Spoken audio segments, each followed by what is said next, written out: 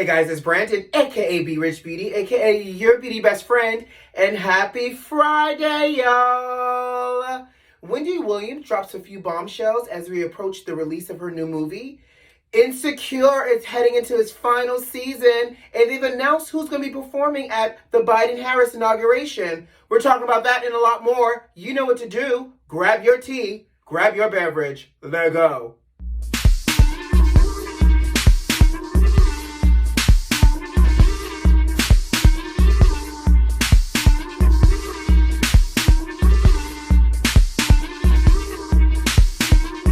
All right. So, are you guys ready for the long weekend? It is MLK weekend. I'm going to tell you something. After the week we've had, I am ready for a long weekend, surrounded by friends, a few cocktails, social distancing, of course. And listen, what do you guys plan on doing for the MLK weekend? Let me know. I hope whatever you do it well and you enjoy yourself. But let's jump into it.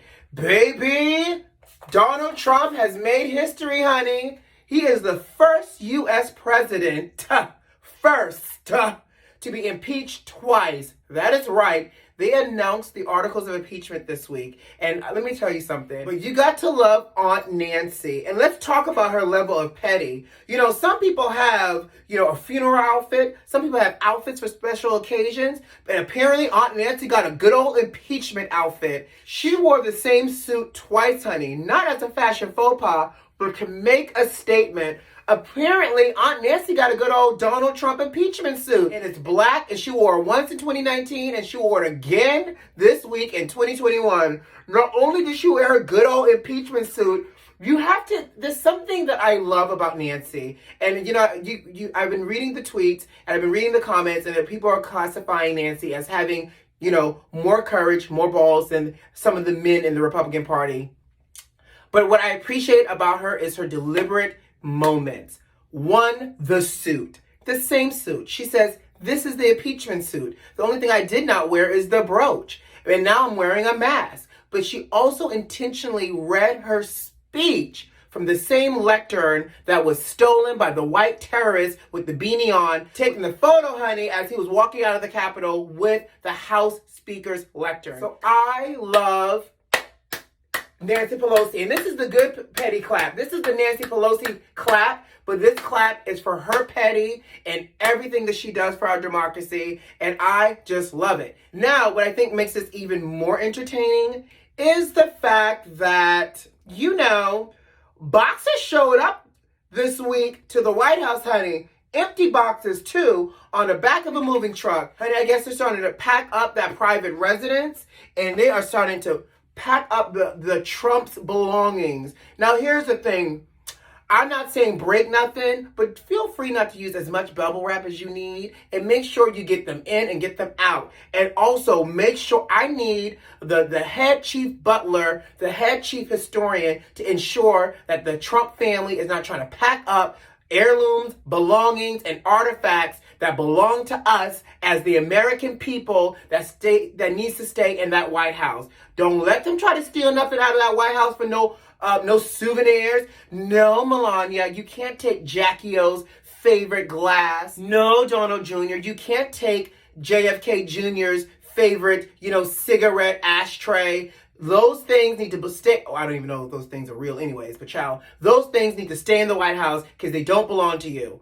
Now, somebody needs to be on confidential file check to make sure they're not flash driving American files either to stick in their back pocket as they try to escape to Bora Bora somewhere to try to avoid prison time. Don't be trying to take our American files either and secrets of the U.S.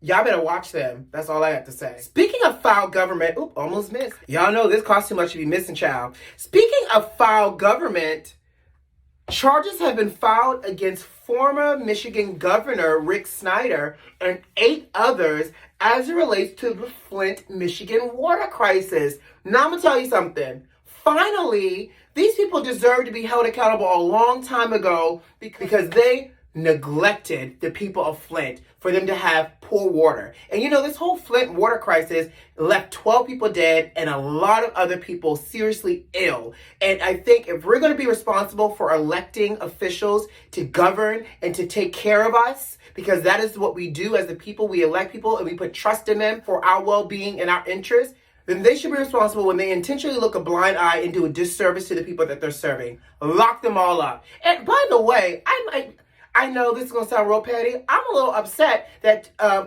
2 of the 8 are black men. So, come on now, because the Flint water crisis impacted not only the people of Flint, but you know that these were lower income, disproportionately disadvantaged black and brown people. And you got 2 of the 8 people that are black that also participated in this whole debauchery.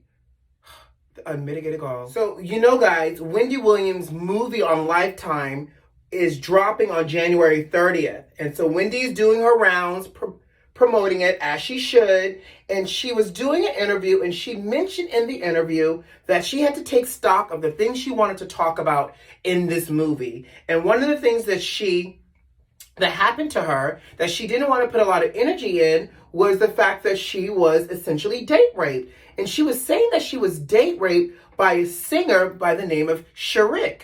Now, I don't know who Sharik is. Obviously, he's before my time. He had a song called Just Call. Sounds to me that he was a one-hit wonder child. But nonetheless, she said that he was the bee's knees back in the day. Apparently, when she was a DJ, he came onto her show. She interviewed him, and he invited her back to his hotel, but he invited her to go to his album release party with her. And she said, honey, of course I said yes, which I probably would have said yes to. And then she followed up with saying that, you know, he said, let's go back to my hotel. I need to shower, freshen up, change, and we can go to the party. Okay, makes sense, right? Let's continue with the story. She says she gets to the hotel. Obviously, he changes his clothes. He gets in the shower. He lays out a little cocaine. She said that while he was showering, she decided to indulge. You don't say, Wendy. You don't say. But she said that after, he got out the shower, he date raped her. And so she didn't go into a lot of details, but she said that obviously after that, she went home. She didn't go to the premiere. She went home and tried to scrub him and what happened to her off of her body by taking a nice long shower. Now, here's the thing. Is Wendy in the right or the wrong here? Should she be releasing this story about being date raped by a man that's no longer alive? And on top of that, why now? You didn't want to talk about it in your movie, but you're now talking about it now. The fact that this man date raped you. And what makes it even juicier is his widow, Sharik's widow, is like, leave my husband's name out your mouth. She goes, he is dead. He can't defend himself. We have children. He has nieces and nephews. And why did you wait so long now to talk about something if you were date raped by him so many years ago? And and this is the question I have for you all. Let's talk about it.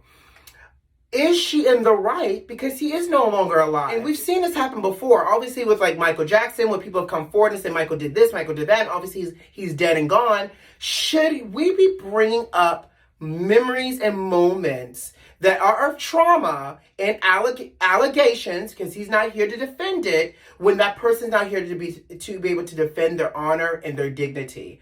I don't know. I feel some kind of way. Like, don't get me wrong. If it happened to you, sis, live in your truth. And I own it, because that's your story. That's your moment.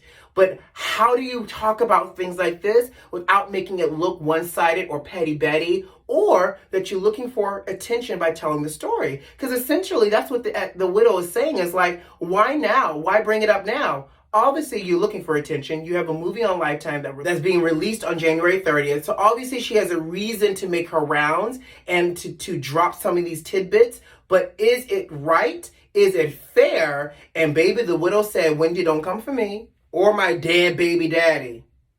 All right, by a show of hands, how many of you guys are Insecure fans? I know, I am too. Issa Rae, obviously the creator of Insecure, who plays Issa Deese on Insecure, has announced that season 5, which will be going into production very soon, yay, will be the 5th and final season for Insecure. She said that, when she started this, that she always envisioned having 5 seasons for the show. And obviously she's super grateful and thanks HBO and everybody else in believing in this show and her vision as well. Now, I feel some kind of way. Like, why, Issa, does Insecure need to go off the air? Like, you already only give us like 8 to 9 episodes anyways, it's 30 minutes. And now after 5 seasons, you want to call it quits? Like, I get it. Most people like to leave on a high note, but I think there's so many more seasons they could give us with Insecure. I feel like 5 is just gone too soon. How are you guys feeling with this news? I know I felt some kind of way. But at least we know we can look forward to Insecure coming to us really, really soon. Hopefully we'll get it in 2021 because they will be going into production this year. So Insecure, this is the last season. I'll be watching, obviously, with wine and popcorn in hand. But let's talk about some good news, though. Who watches Queen Sugar? I do. So Queen Sugar comes on OWN, and it's obviously an Ava DuVernay production and a brainchild. And they have announced that season 5, which is getting ready to premiere on February 16th, so excited, will be premiering. And in addition to that, they've already been renewed for season 6. So at least we know that we got more Ralph Angel in the future, a little bit more Charlie Bordelon, and a little bit more Nova. So I'm excited that at least we get, because also, by the way, season 5 of Queen Sugar was delayed because of the pandemic. So at least we're getting it in February, and we know that we have more seasons from Queen Sugar. Thank you, please. Shout out to Roland Ray, the social media personality. Child, now let me tell you something. I don't normally talk about Roland Ray or the Saucy Santana. That's a little too nitty gritty for me, honey. But I will say this, throw up a prayer for him, because as much as you may love or hate him, and that's on per, baby, Roland Ray pulled a Michael Jackson and his wig caught on fire. Not only did his wig caught on fire, because of his wig catching on fire, he is suffering from some serious burn injuries. So that's why I say, no matter what, he's still a human being. And let me tell you something. As hard as he gives it and dishes it out, he should be able to have thick enough skin, no pun intended with these burns, to be able to take any blowback that he gets. I believe in sending energy and prayers to people when they're down and out. And he's down and out with these burns. So I hope you heal well, Rolling Ray. I hope you heal well. So, child, I'm only talking about it because I told y'all I would keep y'all updated. But Ashanti, Keisha Cole's versus battle finally been rescheduled, and apparently it's supposed to be the last and final date. Anyways, for those that want to watch this versus battle, child, grab up your good old Poetic Justice Mary J. Blige fashions, and it will be airing January 21st at 8 p.m. Eastern Standard Time. Moving on. All right, before I get out of here, who's going to D.C. next week for the inauguration?